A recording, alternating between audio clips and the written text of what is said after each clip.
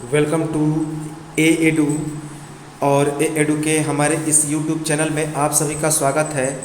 तो हम लोग प्राचीन भारत के इतिहास के अंतर्गत एक बेहद इम्पॉर्टेंट और बहुत बड़ा टॉपिक जिसका नाम है वैदिक पीरियड, वैदिक सभ्यता, उसकी शुरुआत करने जा रहे हैं। ये थोड़ा सा बड़ा टॉपिक होगा और इसे हम लोग दो तीन पार्ट में करके इसे समाप्त करेंगे। तो बहुत इम्पॉर्टेंट है। चलिए इसकी शुरुआत करते हैं।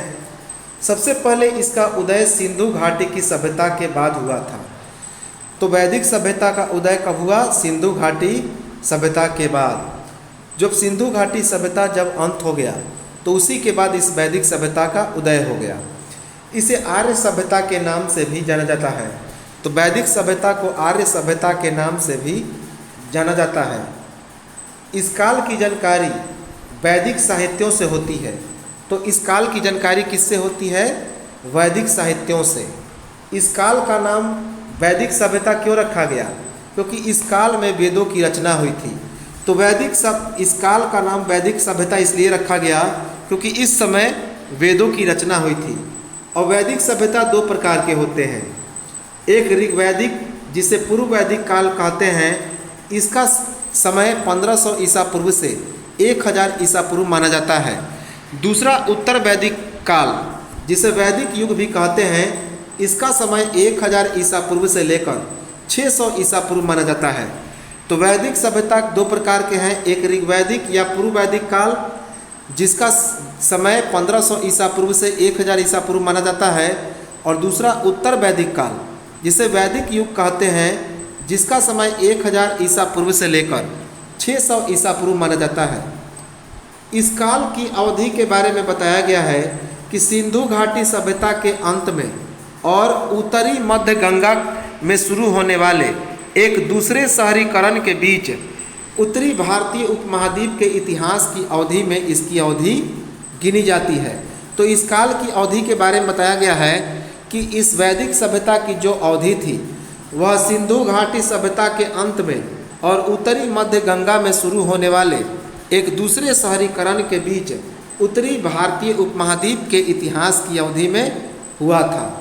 अब है ऋग्वैदिक काल आर्यों के आगमन के तुरंत बाद का काल था। जो ऋग्वैदिक काल था वह आर्यों के आगमन के तुरंत बाद का काल था, जिसमें धार्मिक कर्मकांडों और धार्मिक भावनाएं क्या थीं? तो गौण थी, अर्थात इसमें कर्मकांड और जो धार्मिक विचारधाराएं थी बिल्कुल कम थी, न के बराबर थी। उसी के विपरीत उत्तर वैदिक काल में हिंदू धार्मिक भावना और धार्मिक कर्मकांड ने स्थान ले लिया। तो उत्तर वैदिक काल में हिंदू धार्मिक भावना और धार्मिक कर्मकांड क्या हो गया? तो बढ़ गया। ऋग्वेद के काल निर्धारण में विद्वानों में एक मत नहीं है। तो ऋग्वेद का समय निर्धारण में अलग अलग विद्वान अलग अलग मत रखते हैं। जैसे कि सबसे पहले मैक्स मूलर ने, जैसे कि इसके समय के बारे में अलग अलग विद्वानों का मानना है अलग अलग समय। जैसे कि वेदों के काल का निर्धारण का सबसे पहला प्रयास किसने किया? तो जर्मनी के मैक्स मूलर ने। जर्मन विद्वान मैक्स मूलर ने वेदों के काल का निर्धारण का सबसे पहला प्रयास किया। मैक्स मूलर के अनुसार ऋग्वेद की रचना 1200 ईसा पूर्व हुई थी। तो मैक्स मूलर के अनुसार ऋग्वेद की रचना कब हुई थी? 1200 ईसा पूर्व। इसी तरह वैदिक साहित्यों के 3 ग्रंथों की रचना बौद्ध धर्म अर्थात 550 ईसा पूर्व से पीछे की ओर चलते हुए 200 वर्षों के समय में हुआ था। तो वैदिक साहित्य के 3 ग्रंथों की रचना बौद्ध धर्म अर्थात 550 ईसा पूर्व से पीछे की ओर चलते हुए 200 वर्ष के अंतराल पे हुआ था। वेदों की संख्या कितनी है? तो 4 है। ऋग्वेद, सामवेद, यजुर्वेद और अथर्ववेद। तो वेदों की संख्या है 4। ऋग्वेद, सामवेद, अथर्ववेद और यजुर्वेद। ये विश्व के प्रथम और प्राचीन प्रमाणिक ग्रंथ हैं। तो विश्व के प्रथम प्राचीन ग्रंथ कौन है? तो वेद है। सबसे प्राचीन वेद कौन है? तो ऋग्वेद है। सबसे जो प्राचीन वेद है वह ऋग्वेद है। इस ऋग्वेद में सूर्य को सविता कहा गया है और सविता को समर्पित पहला मंत्र बताया गया गायत्री मंत्र। तो इसमें सूर्य को सविता कहा गया और इसको समर्पित पहला मंत्र है कौन? गायत्री मंत्र। गायत्री मंत्र ओम भूर्भुवः स्वः तत्सवितुर्वरेण्यं भर्गो देवस्य धियो यो नः प्रचोदयात् और ओम यजामहे सुगंधिं पुष्टिवर्धनम उर्वारुकमेव सृजाम्यहम्, यही है हमारा गायत्री मंत्र। तो यह किसमें उल्लेखित है? ऋग्वेद में। वैदिक ग्रंथ इस सभ्यता के जीवन का विवरण देने वाले प्रख्यात ग्रंथ हैं और काफ़ी ऐतिहासिक है। तो वैदिक काल के बारे में वहाँ उस समय के जीवन का विवरण देने वाले प्रख्यात ग्रंथ कौन थे? तो वैदिक ग्रंथ थे और काफ़ी क्या थे? तो ऐतिहासिक थे। मैक्स मूलर के अनुसार आर्यों का मूल निवास कहाँ था? तो मध्य एशिया था और आर्यों के द्वारा जो निर्मित सभ्यता थी वह वैदिक सभ्यता कहलाई। तो मैक्स मूलर ने क्या कहा कि आर्यों का जो मूल निवास स्थल है कहाँ पे है? मध्य एशिया अर्थात बैक्ट्रिया है। मध्य एशिया अर्थात क्या? हाँ, बैक्ट्रिया। बैक्ट्रिया को मध्य एशिया भी कहा जाता है। ऋग्वेद में मध्य एशिया का उल्लेख नहीं है, लेकिन ऋग्वेद में इस मध्य एशिया का कहीं पे भी कोई उल्लेख नहीं है। तो मैक्स मूलर ने कहा कि आर्यों का मूल स्थान मध्य एशिया है और आर्यों के द्वारा निर्मित सभ्यता क्या नाम रखा गया? वैदिक सभ्यता। ऋग्वैदिक काल की तिथि निर्धारण जितना ही विवादास्पद है उतनी ही लोगों को इस काल के बारे में सटीक जानकारी उपलब्ध नहीं हो पा रही है। क्यों? क्योंकि इस समय तक केवल ऋग्वेद की ही रचना हुई थी। तो ऋग्वैदिक काल की तिथि निर्धारण जितनी विवादास्पद है उतनी ही लोगों को इस काल के अवधि के बारे में सटीक जानकारी नहीं मिल रही, क्योंकि इस समय तक केवल किस ग्रंथ की रचना हुई थी?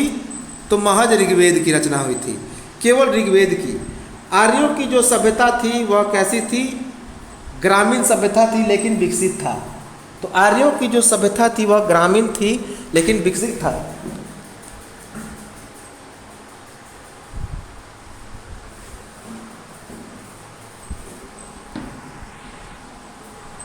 ठीक इसके विपरीत जो सिंधु घाटी सभ्यता थी वह कैसी थी? तो नगरीय सभ्यता थी। सिंधु घाटी सभ्यता नगरीय सभ्यता थी। आर्यों की जो भाषा थी वह संस्कृत थी। आर्यों की भाषा कैसी थी? संस्कृत थी। आर्यों के एक समूह कहाँ से आए थे? तो भारत के अतिरिक्त ईरान अर्थात फारस और यूरोप की तरफ भी गए थे। तो आर्यों का एक समूह भारत के अतिरिक्त ईरान अर्थात फारस और यूरोप की तरफ भी गए थे।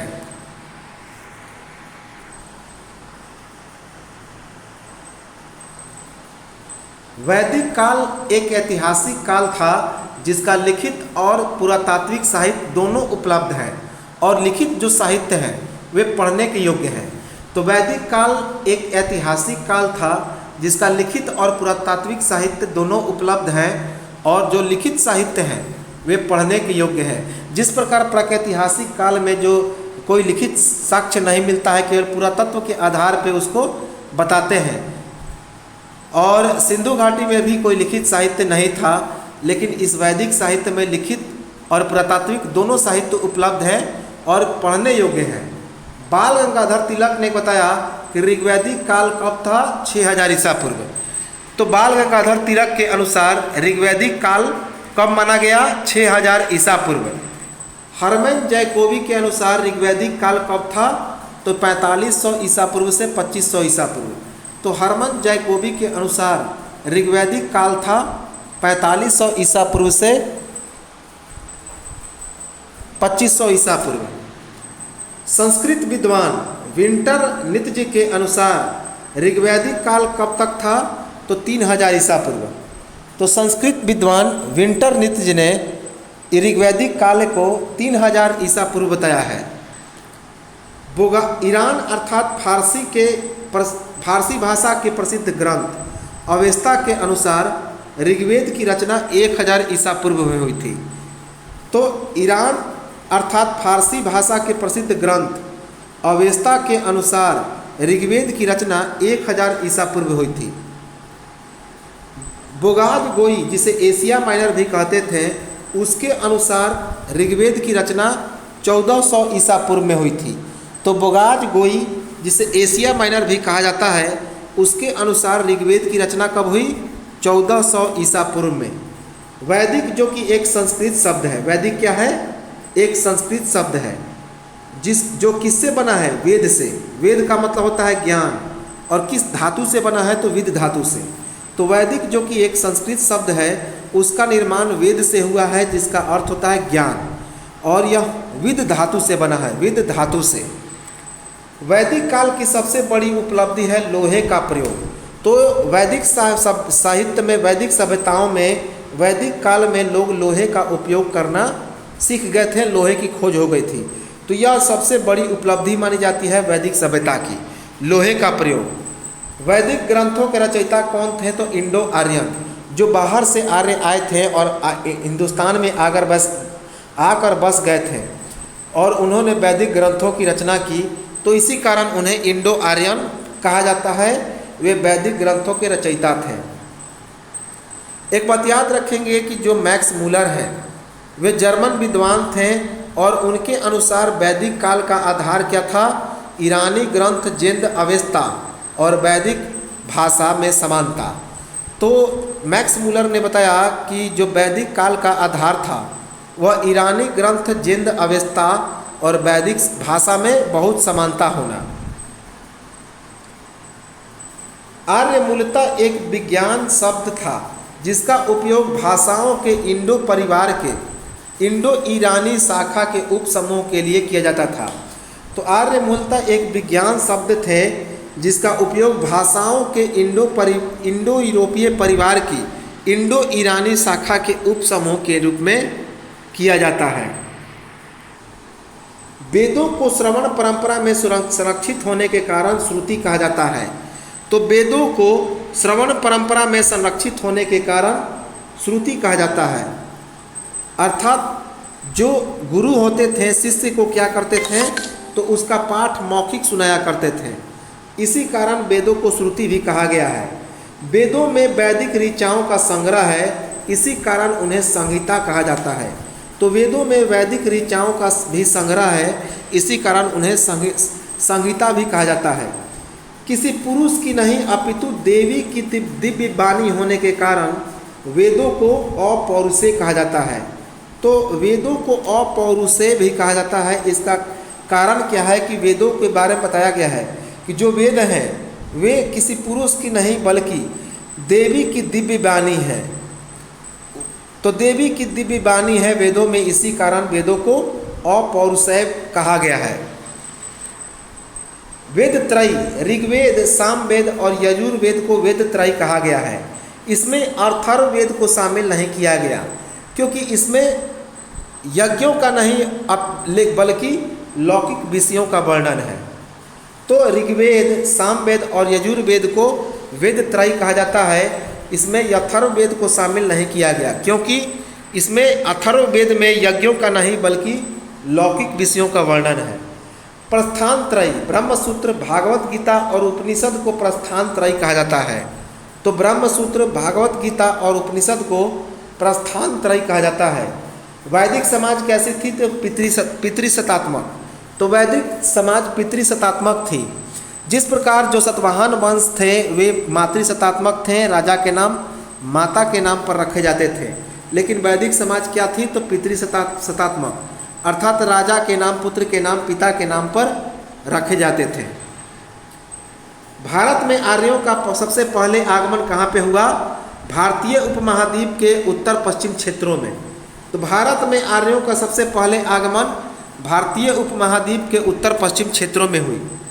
आरंभिक वैदिक आर्यों का जो समाज था, पंजाब में केंद्रित एक कांस्य युगी समाज था, जिसका संगठन राज्यों की बजाय जनजातियों में होता था, और इनका जो समाज था, इनका जो जीवन था, मुख्य रूप से देहाती होता था। तो आरंभिक वैदिक आर्यों का जो समाज था वह पंजाब में केंद्रित एक कांस्य युग समाज था, जिनका संगठन राज्यों की बजाय जनजातियों में होता था, और इनका जीवन मुख्य रूप से कैसा था? तो देहाती था। देहाती अर्थात ग्रामीण।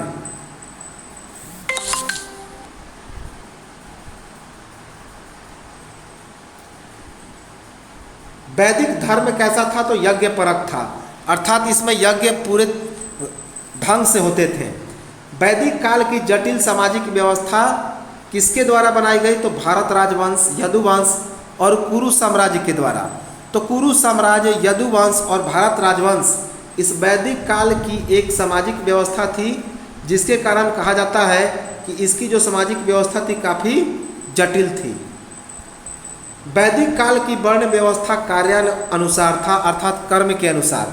तो वैदिक काल के वर्ण व्यवस्था को काम के अनुसार बांटा गया, कार्य के अनुसार बांटा गया था। लगभग 1500 ईसा पूर्व से 1300 ईसा पूर्व में वैदिक आर्य कहाँ से कहाँ तक फैल गए थे? तो गंगा के मैदान तक। और आर्यों ने इस समय लोहे के उपकरण का उपयोग शुरू कर दिया था। तो लगभग 1500 ईसा पूर्व से 1300 ईसा पूर्व में वैदिक आर्य गंगा के मैदान तक फैल चुके थे और आर्यों ने लोहे के उपकरण का उपयोग शुरू कर दिया था और इसके उपयोग करके जंगल को साफ करते थे और अधिक व्यवस्थित और कृषि कार्य सुविधाजनक बना दिए। तो 1500 ईसा पूर्व से लेकर 1300 ईसा पूर्व में वैदिक आर्य गंगा के मैदान तक फैल गए थे और आर्यों ने लोहे के उपकरण का उपयोग करके जंगलों को साफ करना शुरू कर दिया और अधिक व्यवस्थित कृषि कार्य भी प्रारंभ कर दिया। वैदिक काल में महानगरों और बड़े राज्यों, जिसे महाजनपद कहते थे, इनका उदय हुआ। तो वैदिक काल में महानगरों और बड़े राज्यों, जिसे महाजनपद कहते थे, इसका उदय हुआ। तो कुल 16 महाजनपद का उदय हुआ और हम लोग आगे देखेंगे इस महाजनपद के बारे में और इसके बाद हम लोग आगे बढ़ेंगे।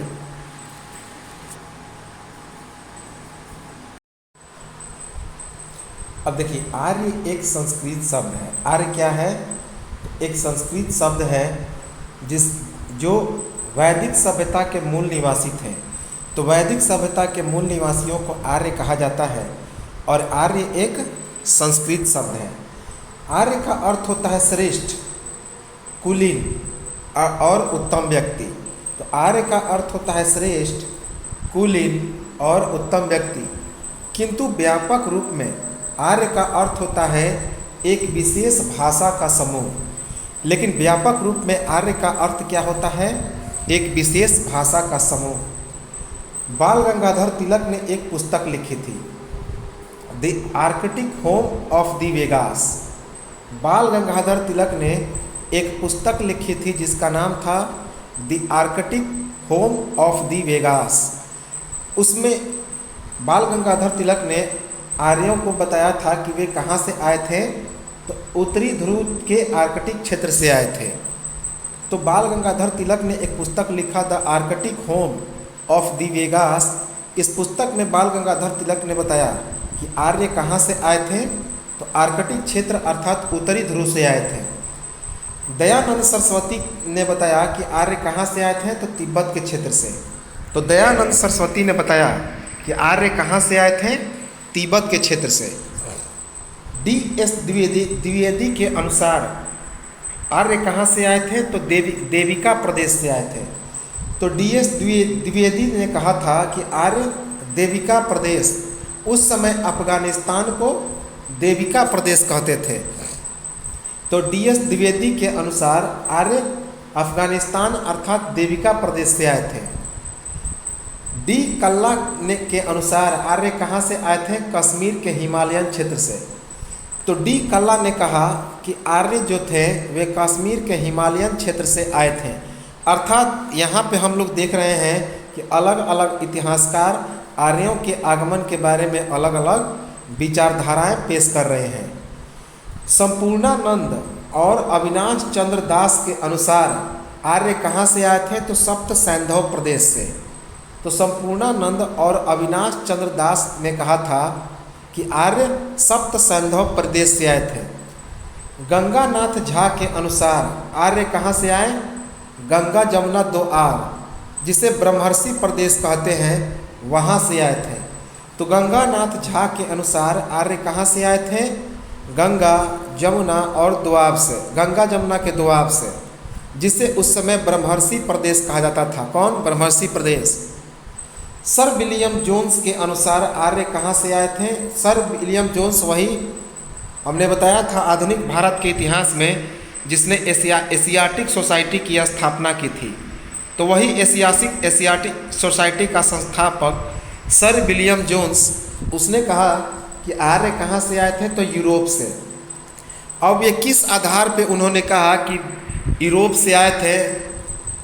तो यूरोप में भी खास करके जर्मनी, हंगरी और दक्षिणी रूस से। तो सर विलियम जोन्स के अनुसार आर्य यूरोप अर्थात जर्मनी, हंगरी और दक्षिणी रूस से आए थे। सर विलियम जोन्स का यह बताने का आधार क्या था? उन्होंने कहा कि यूरोपीय भाषा और संस्कृत भाषा एक दूसरे के क्या हैं? तो समान है। तो सर विलियम जोन्स ने कहा कि यूरोपीय भाषा और संस्कृत भाषा एक दूसरे के समान है। इसी आधार पर सर विलियम जोन्स ने कहा कि यह जो आर्य थे यह कहाँ से आए थे? तो ये यूरोप से आए थे।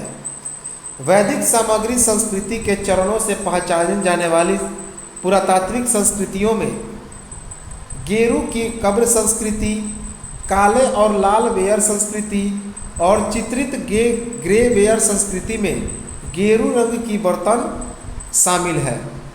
तो इम्पॉर्टेंट है कि वैदिक सामग्री संस्कृति के चरणों से पहचाने जाने वाली पुरातात्विक संस्कृतियों में गेरू की कब्र संस्कृति, कार्ले और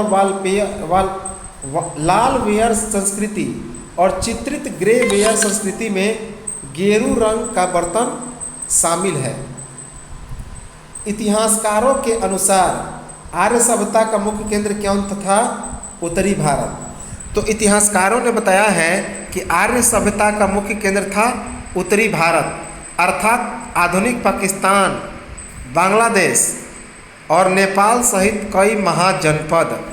तो इतिहासकारों के अनुसार आर्य सभ्यता का जो मुख्य केंद्र था वह उत्तरी भारत था।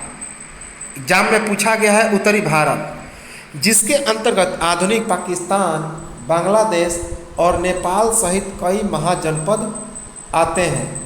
वैदिक काल में वेदों के अतिरिक्त संस्कृत के अन्य ग्रंथों की भी रचना की गई। कब? 8वीं शताब्दी से 5वीं शताब्दी ईसा पूर्व काल में। तो वैदिक काल में वेदों के अतिरिक्त संस्कृत के अन्य कई ग्रंथों की भी रचना 8वीं शताब्दी से 5वीं शताब्दी ईसा पूर्व काल में हुई। वेदांग सूत्रों, मंत्र, ब्राह्मण ग्रंथ, उपनिषद, महाभारत, रामायण और पुराणों की रचना वैदिक काल के अंतर्गत चारवाक, तांत्रिकों, बौद्धों और जैनों का भी उदय हो गया। तो इस वैदिक सभ्यता के साथ साथ वेदांग सूत्रों, मंत्र, ब्राह्मण ग्रंथ, उपनिषद, महाभारत, रामायण और पुराणों की रचना की गई। वैदिक काल के अंतर्गत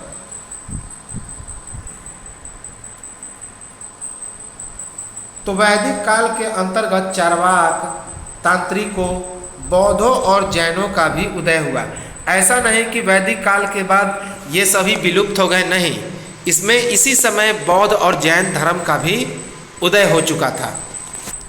अब हम ऋग्वैदिक कालीन प्रशासन के बारे में थोड़ा बहुत देखें। तो इनके प्रशासन के बारे में थोड़ा बहुत देखें तो प्रशासन की सबसे छोटी इकाई कुल कहलाती थी। तो प्रशासन की सबसे छोटी इकाई क्या कहलाती थी? कुल कहलाती थी।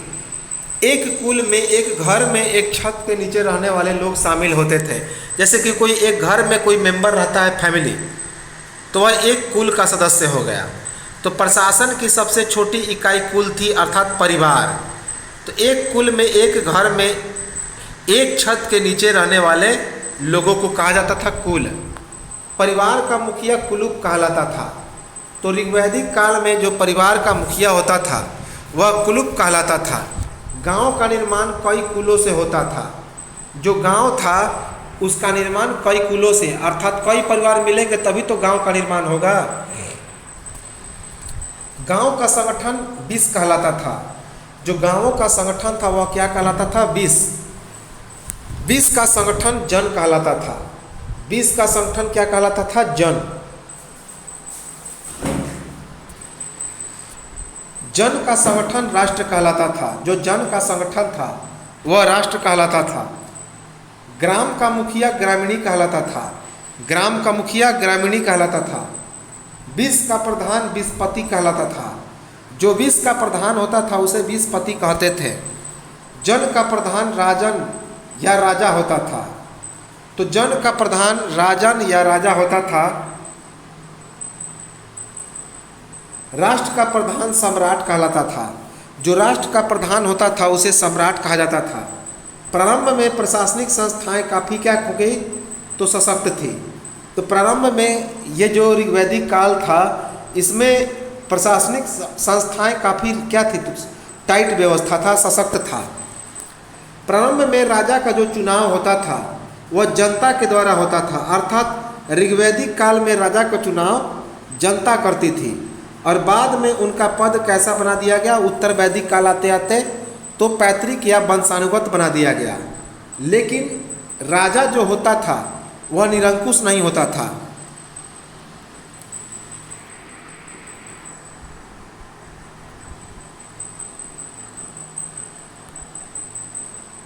राजा के द्वारा जनता को, बहुत इंपॉर्टेंट है कि राजा के द्वारा जनता को पूरी सुरक्षा करने और इस सुरक्षा के बदले राजा को जनता के द्वारा दिया जाने वाला स्वैच्छिक कर क्या कहलाता था, बलि। तो राजा जो है जनता को पूरी तरह से सुरक्षा प्रदान करते थे और इस सुरक्षा के बदले राजा को जनता जो है वो जनता क्या करती थी तो अपने इच्छा के अनुसार टैक्स देती थी।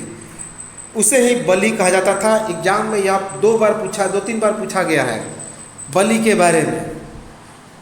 अब है ऋग्वैदिक आर्यों की राजनीतिक संस्थाएं। और भी सारे कुछ फैक्ट हैं जिसे हम लोग देखेंगे, एक एक पॉइंट देखेंगे। तो ऋग्वैदिक आर्यों की राजनीतिक संस्थाएं कितने भागों में विभक्त थी? 2 भागों में। एक को कहते थे सभा और दूसरे को क्या कहा गया, समिति। सभा और समिति। सभा जो होता था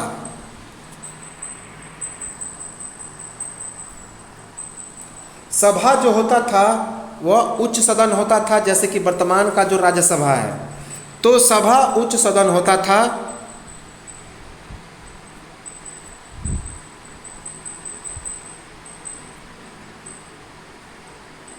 तो सभा को उच्च सदन कहते थे।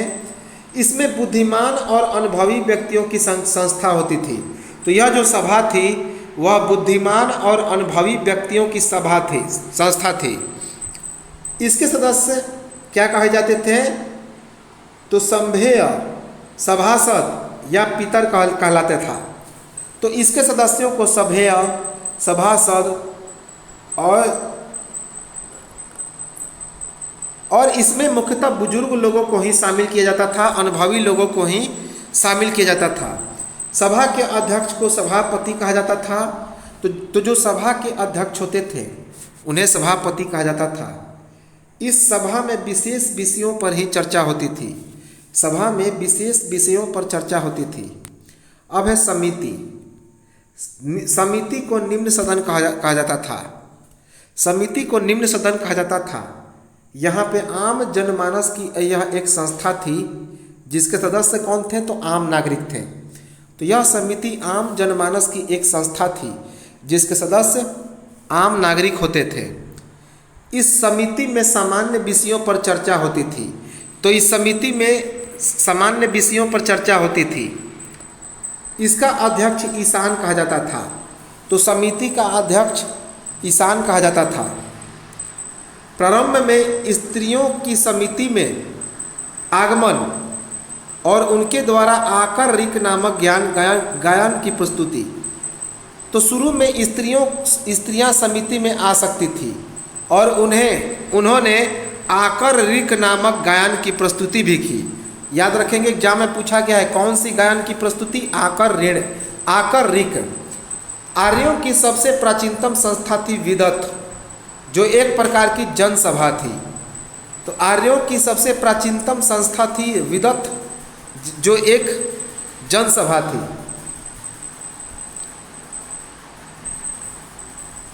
कुछ इतिहासकारों के अनुसार आर्यों का जो आगमन था वह पश्चिमी एशिया से हुआ था। तो कुछ इतिहासकारों का मानना था कि आर्य कहाँ से आए थे, तो पश्चिमी एशिया से आए थे। अर्थात प्राचीनतम साक्ष्यों के आधार पर यह बताया गया। तो प्राचीनतम साक्ष्यों के आधार पर यह बताया गया कि कुछ इतिहासकारों का मानना है कि आर्य जो हैं वे पश्चिमी एशिया से आए थे और वे भारोपीय भाषा परिवार अर्थात भारतीय और यूरोपीय, संस्कृत क्या है तो ग्रीक और लैटिन शब्द है उससे संबंधित है। तो कुछ इतिहासकारों जैसे कि जिसे भारोपीय भाषा परिवार कहते हैं, भारोपीय का मतलब भारत और यूरोपीय जो एक हैं भाषा बोलते हैं, तो भारोपीय भाषा परिवार से क्या है तो यह संबंधित है। ऋग्वैदिक काल का इतिहास, आर्यों का आगमन पश्चिम एशिया से हुआ था। तो बताया गया है कि आर्य पश्चिम एशिया से आए थे और वे भारोपीय भाषा परिवार के इस्तीफा के बाद आए थे।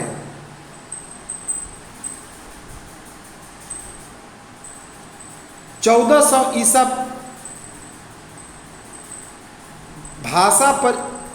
भारोपीय भाषा परिवार का प्राचीनतम साक्ष्य कहाँ से मिला है, इराक से प्राप्त हुआ है। तो भारोपीय भाषा परिवार का प्राचीनतम साक्ष्य कहाँ से मिला है, इराक से। 1400 ईसा पूर्व में सीरिया के मितन्नी से, 1600 ईसा पूर्व में इराक के कशिश से प्राप्त अभिलेख में आर्य शब्द का उल्लेख किया गया है। तो 1400 ईसा पूर्व में सीरिया और मितनवी से, 1600 ईसा पूर्व में इराक के कशी से जो प्राप्त अभिलेख है उसमें आर्य शब्द का उल्लेख किया गया है। किसका, आर्य शब्द का उल्लेख।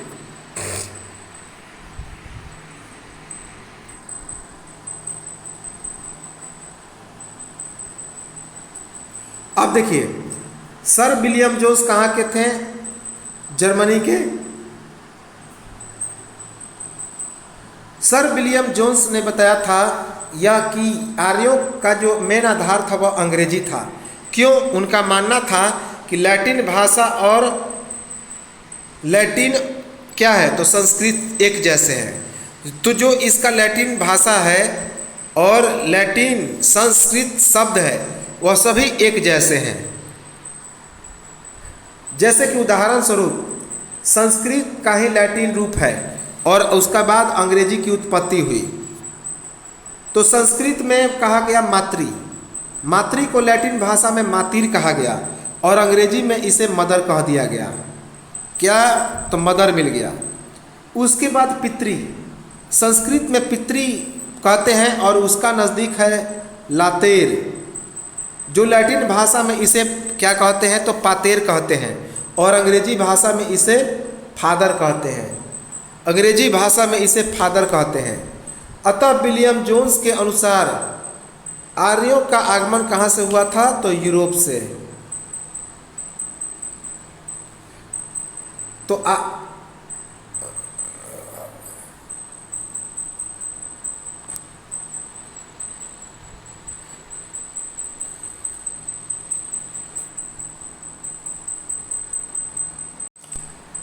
अब है कि 1400 ईसा पूर्व में बोगाज गोई, जिसे एशिया माइनर भी कहते हैं, तो वहाँ से एक अभिलेख प्राप्त हुआ जिसमें वैदिक देवताओं जैसे कि इंद्र, वरुण, मित्र और नसत्य की चर्चा है। तो 1400 ईसा पूर्व में बोगाज कोई, जिसे एशिया माइनर भी कहते हैं, तो वहाँ से प्राप्त अभिलेख में वैदिक देवताओं अर्थात इंद्र, वरुण, मित्र और नसत्य की चर्चा है। नसत्य की चर्चा है।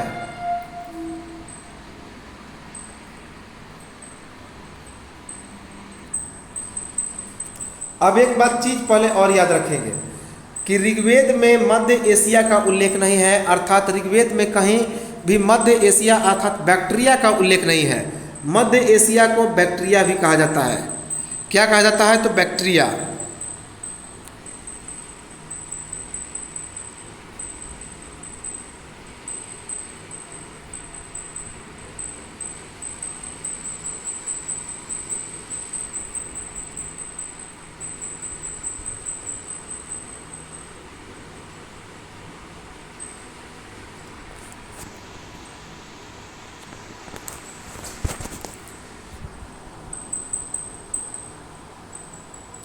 कुछ इतिहासकारों का मानना है कि जो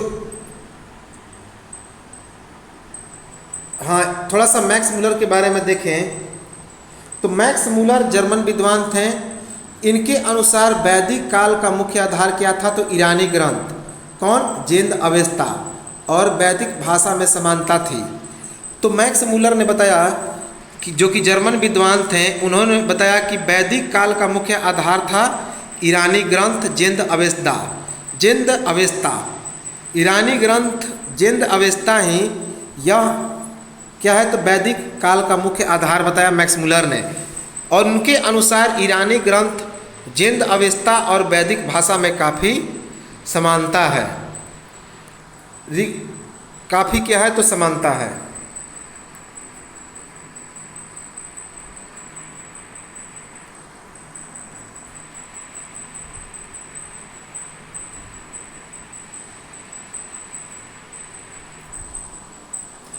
कि अब है कि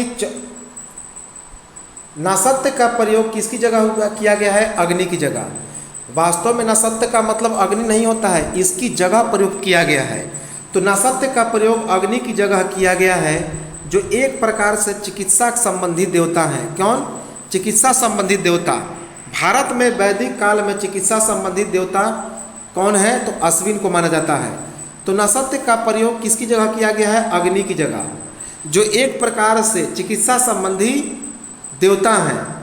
भारत में वैदिक काल में चिकित्सा संबंधी देवता किसे कहा गया? तो अश्विन को।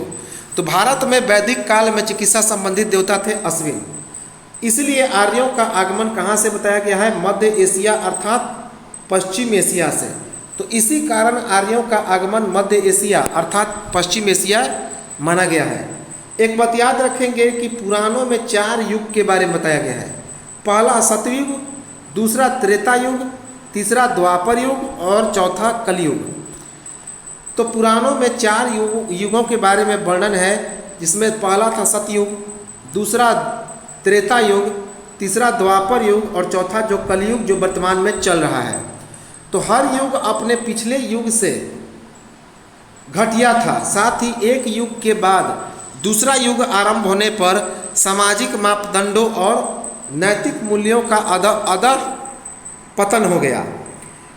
तो सतयुग, त्रेता युग, द्वापर युग और कलयुग, पुराणों में इन 4 युग के बारे में बताया गया है।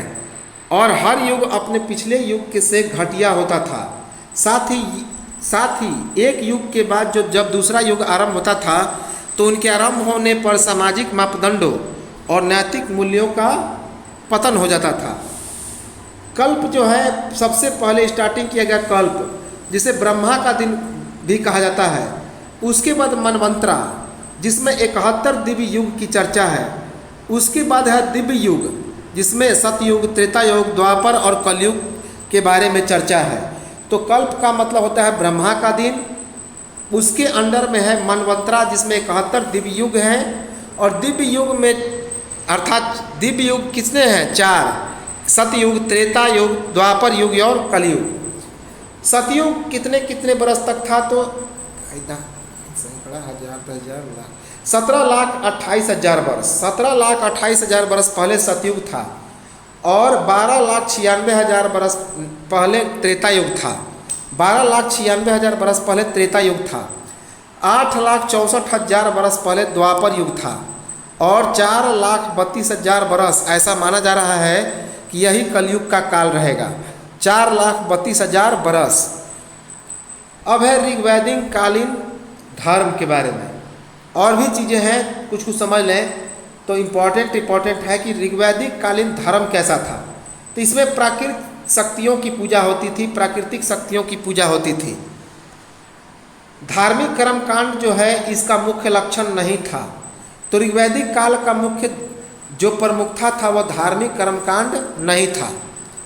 इनकी जो धार्मिक विशेषताएं थी वह कृत्या, निरति,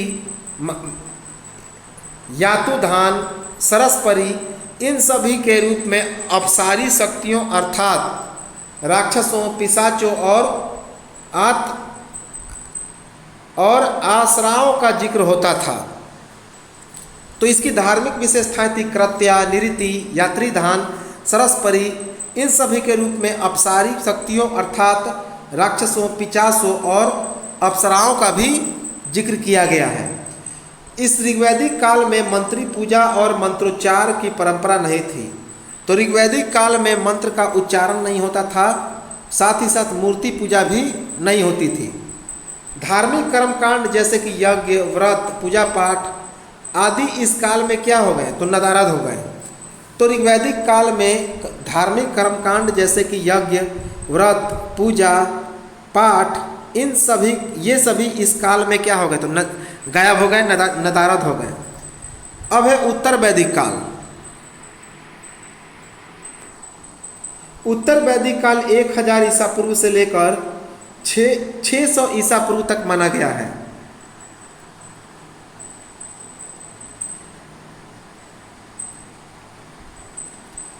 तो इम्पोर्टेंट है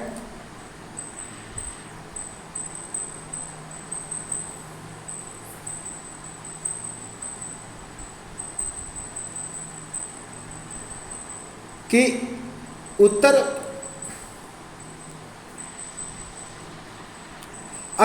वैदिक काल जो 1000 ईसा पूर्व से 600 ईसा पूर्व माना जाता है, उसे हम लोग देखें तो इसके अनुसार आर्यों का जो मूल स्थान था वह सिंधु और सरस्वती नदियों के बीच था। बाद में वे संपूर्ण उत्तर भारत तक क्या हो गए? तो फैल गए। तो याद रखेंगे कि उत्तर वैदिक काल में आर्यों का मूल स्थान था सिंधु और सरस्वती नदियों के बीच में। बाद में उनका फैलाव संपूर्ण उत्तर भारत तक हो गया। इस उत्तर वैदिक कालीन सभ्यता का मुख्य क्षेत्र था गंगा और उसकी सहायक नदियों का मैदान। तो उत्तर वैदिक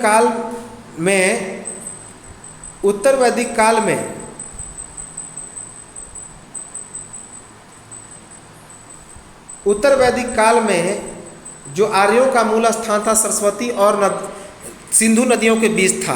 बाद में इनका फैलाव क्या हो गया? पूरे उत्तर भारत तक हो गया। इस सभ्यता का मुख्य क्षेत्र था गंगा और उसकी सहायक नदियों का मैदान। तो उत्तर वैदिक काल का मुख्य क्षेत्र था गंगा और उसकी सहायक नदियों का मैदान।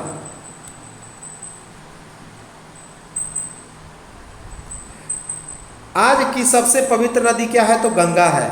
उस समय की सबसे पवित्र नदी थी सरस्वती। तो आज की सबसे पवित्र नदी कौन है? तो गंगा है। उत्तर वैदिक काल में विष का विस्तार हो गया, लेकिन जन विलुप्त हो गए। तो उत्तर वैदिक काल आते आते जितने सारे विष होते थे वे क्या हो गए? उनका विस्तार हो गया, लेकिन जो जन थे वे क्या हो गए? तो विलुप्त हो गए। भरत, त्रिस्तु और तरबस इन सभी राजनीतिक हलकों से गायब, लेकिन पुरुष से पहले अधिक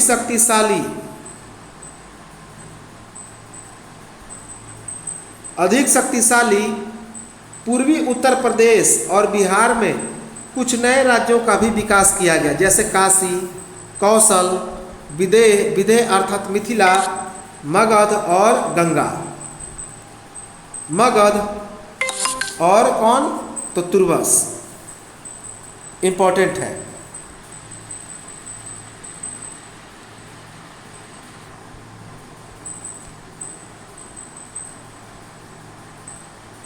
तो पूर्वी उत्तर प्रदेश और बिहार के कुछ नए राज्यों का विकास किया गया, जैसे काशी, कौशल, मिथिला का विदेह और मगध और अंग।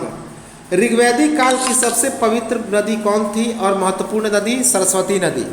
तो ऋग्वैदिक काल की सबसे पवित्र और महत्वपूर्ण नदी थी सरस्वती। एग्जाम में आया हुआ फैक्ट है। वैदिक काल में गंगा नदी का एक बार उल्लेख किया गया है, लेकिन जमुना नदी को 3 बार उल्लेखित किया गया। तो वैदिक काल में गंगा नदी को 3 बार उल्लेख किया गया, लेकिन गंगा नदी को 1 बार उल्लेख किया गया, जबकि जमुना नदी को 3 बार।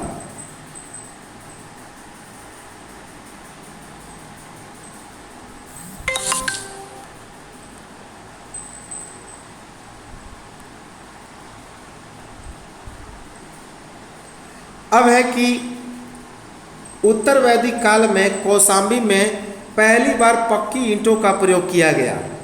तो उत्तर वैदिक काल में कौशाम्बी नगर में पहली बार ईंटों का प्रयोग किया गया। अर्थात ईंट से घर का निर्माण किया गया। तो जो जिस प्रकार झोपड़ी में रहते थे, जो ग्रामीण की व्यवस्था थी, जो ऋग्वैदिक काल में यह उल्टा हो गया। उत्तर वैदिक काल में ईंटों का प्रयोग शुरू हो गया। तो कौशाम्बी नगर में पहली बार ईंटों के प्रयोग का क्या है तो दर्शाया गया है। उत्तर वैदिक काल में जो वर्ण का निर्धारण होता था वह व्यवसाय के बजाय जन्म के आधार पर शुरू हो गया। अर्थात जो ऋग्वैदिक काल था उसमें वर्णों को व्यवसाय के आधार पर बांटा गया था, कर्म के आधार पर बांटा गया था। लेकिन उत्तर वैदिक काल में इस वर्ण का निर्धारण जन्म के आधार पर कर दिया गया। किसमें? जन्म के आधार पर। अब है वैदिक साहित्य। वैदिक साहित्य जो है उसके अब टोटल देखें तो 4 वेद है और उनकी संहिताएं कौन कौन सी है तो ब्राह्मण, आरण्यक, उपनिषद और वेदांग। तो 4 वेद है और उनकी संहिताएं हैं ब्राह्मण, आरण्यक, उपनिषद और वेदांग। 4 वेद कौन कौन है तो ऋग्वेद, सामवेद, यजुर्वेद और अथर्ववेद। इसके बाद है कि गुरु के द्वारा शिष्यों को मौखिक रूप से कंठस्थ कराने के कारण वेदों को श्रुति कहा गया है। इम्पोर्टेंट है। तो गुरु के द्वारा शिष्यों को मौखिक रूप से कंठस्थ कराने के कारण वेदों को श्रुति कहा जाता था। तो ये गुरु क्या करते थे? शिष्यों को मौखिक बोल बोल के याद करा देते थे उपनिषद के बारे में, और ये जो हमारे मूल किताब हैं चारों वेद, तो इसी को हम लोग श्रुति कहते थे। क्या? श्रुति। अब ऋग्वेद के बारे में थोड़ा बहुत परिचय ले लिया जाए। ऋग्वेद इम्पॉर्टेंट है, यहाँ से एग्जाम में प्रश्न बन जाते हैं। तो सबसे पहले कि यह सबसे प्राचीन ग्रंथ है। ऋग्वेद क्या है तो सबसे प्राचीन ग्रंथ या फिर वेद है। तो ऋग्वेद सबसे प्राचीन ग्रंथ है। इसमें देवताओं की स्तुति से संबंधित रचनाओं का संग्रह है। तो ऋग्वेद में देवताओं की स्तुति से संबंधित रचनाओं का संग्रह है। इसमें मंडलों की संख्या कितनी है तो 10। तो ऋग्वेद में टोटल 10 मंडल हैं, जिसमें से कि प्रथम 2 से लेकर 7 तक प्राचीनतम है, अर्थात बहुत पुराना है। जबकि जो पहला मंडल है, 8वां मंडल है, 9वां मंडल है और 10वां मंडल है, ये 4 क्या हैं तो ये नवीन है, अर्थात इन्हें बाद में जोड़ा गया। इन्हें क्या किया गया तो बाद में जोड़ा गया। ऋग्वेद में सूक्तों की संख्या कितनी है तो 1028 है। तो ऋग्वेद में सूक्तों की संख्या, सूक्त का मतलब होता है सूत्र, 1028 है, जिसमें 1017 साकल में और 11 बाल खिल में जुड़ा हुआ है। तो 1028 इसमें सूक्त है, जिसमें कि 1017 साकल में और 11 कहाँ पे है तो बाल खिल में। ऋग्वेद की भाषा कैसी थी तो पद्यात्मक थी, अर्थात कविता के रूप में। तो ऋग्वेद की भाषा पद्यात्मक थी, अर्थात कविता के रूप में इसमें लिखा गया है। ऋग्वेद में 33 प्रकार के देवताओं अर्थात दिव्य गुणों से युक्त पदार्थों का उल्लेख किया गया है। तो देवताओं का मतलब होता था दिव्य गुणों से युक्त पदार्थ। तो 33 प्रकार के देवताओं का वर्णन किया गया है ऋग्वेद में। गायत्री मंत्र और असतो मा सदगमय किससे लिया गया है तो इसी ऋग्वेद से।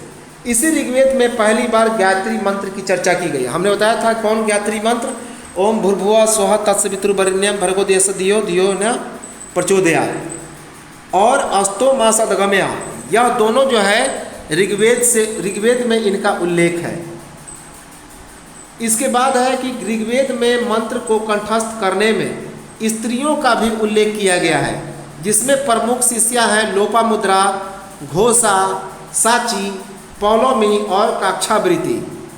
तो ऋग्वेद में मंत्र को कंठस्थ करने में स्त्रियों का भी उल्लेख किया गया है कि स्त्रियां भी मंत्र को कंठस्थ याद करती थी, जिसमें प्रमुख स्त्रियां हैं लोपामुद्रा, घोषा, साची, पौलोमी और काक्षावृत्ति। पुरोहित को होत्री कहा जाता था। तो ऋग्वेद में पुरोहित को होत्री लिखा गया है। क्या? होत्री। गोत्र, शूद्र, वर्ण इन शब्द का उल्लेख है। तो ऋग्वेद में गोत्र, शूद्र, वर्ण इन सभी का क्या है तो उल्लेख है। ऋग्वेद का जो 9वां मंडल है, ऋग्वेद का जो 9वां मंडल है उसके सभी 114 जो सूक्त हैं वह किसको समर्पित है? तो सोम को समर्पित है। यह भी एग्जाम में पूछा गया है।